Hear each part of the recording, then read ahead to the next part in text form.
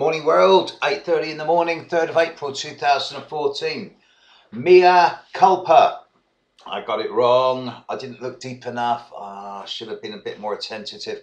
I got it wrong in my forecast a couple of days ago about earthquakes. I still think there's more to come because I've been looking deeper into it.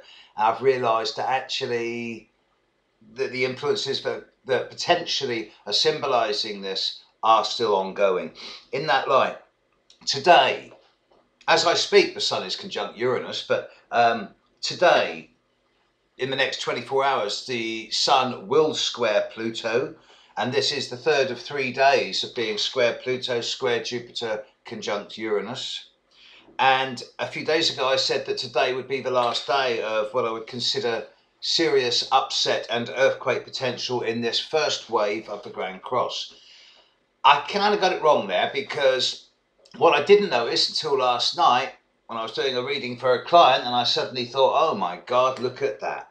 On the 8th of this month, in 5 days' time, 5.5 days' time from the time I'm recording this, 5 days' time on the 8th, in the evening of the 8th UK time, the Sun in the sky will be exactly opposite Mars. Sun opposite Mars is a rare phenomenon. It only happens for about 2-3 days every 2 years, really, over a period of time, over a long period of time. And it is provocative, feisty and fiery. So I do expect further disruptive and explosive developments in the coming 4 or 5 days. Sorry, but I'm not here to talk about sweetness and love and light. I might do another time when there's a nice Jupiter-Venus or Mercury-Neptune trine or something, but at the moment we're in Grand Cross country. In that light, let's look at the horoscope of Mr. Barack Obama, 4th of August 1961 at 24 minutes past 7 in Honolulu in Hawaii, according to his birth certificate. I'll have no nonsense from the birthers, please. Leo with Aquarius rising, moon in Gemini. Thing is, I look at politicians' chart. I look at Putin, Scorpio rising. I look at Cameron, strong Scorpio. I look at Thatcher, Saturn on the ascendant in Scorpio. And I'm thinking, well, at least with Thatcher and Putin, you've got politicians of stature. It does seem that you need Capricorn and Scorpio in your chart to become a successful, serious politician, to be taken seriously. People like Obama and Cameron, with a lot of Leo and Libra, are never going to be taken as seriously as people like Thatcher or Putin. Barack Obama's got a lovely chart. It's similar to Clinton's. Nothing sticks.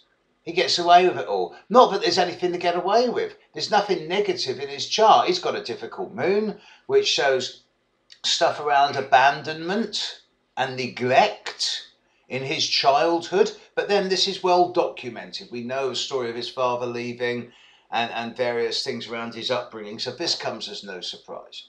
The Sun square Neptune, the Sun in the 6th house of duty and service, squaring Neptune. He genuinely wants to help, especially the downtrodden, those less fortunate than others, and in many ways, I'm going to swear here, so be ready. In many ways, I do feel that as far as Americans go, Barack Obama would be seen as a socialist. Swear word. He's not. But I would understand how Americans would see him as that because he cares for the less well off. There's a genuine desire to help people less fortunate than himself. At the moment, not a lot in a challenging sense or form is happening to Barack Obama's chart. Later this year, Saturn begins a 9-month conjunction to his midheaven. So I do anticipate November of this year through to August of next to be a difficult time for him, potentially controversial, certainly blocking. But the Grand Cross, it's not touching him. His Sun is at 12 degrees Leo. Mars is sextiling his Sun. Uranus is trining his Sun. Okay, so Pluto's in conjunctive, but no big deal. He is in a much better position than most other authoritarian leaders to benefit from this Grand Cross. And I do see him as coming through to the end of the year in a pretty good space. End of the year, Saturn arrives, and then it's a different story. Okay, that's it on the politicians for the time being. I'll revisit them in a few weeks' time. Catch you later. Bye.